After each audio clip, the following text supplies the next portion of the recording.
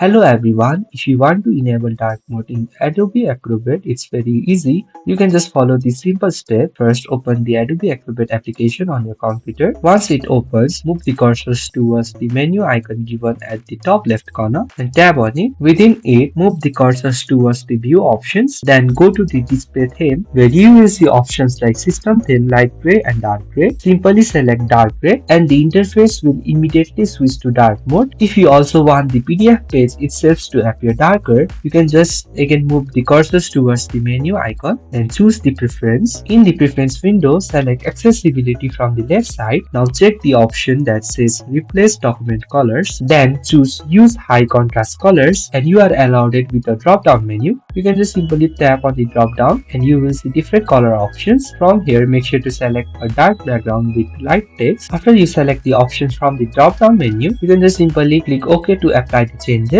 and now both your Adobe Acrobat interface and your PDF pages can appear in dark mode. And that's it. That's how you can enable dark mode in Adobe Acrobat. So if you find this video helpful, please do not forget to like and subscribe to the channel. Thank you for watching and I will see you in the next video.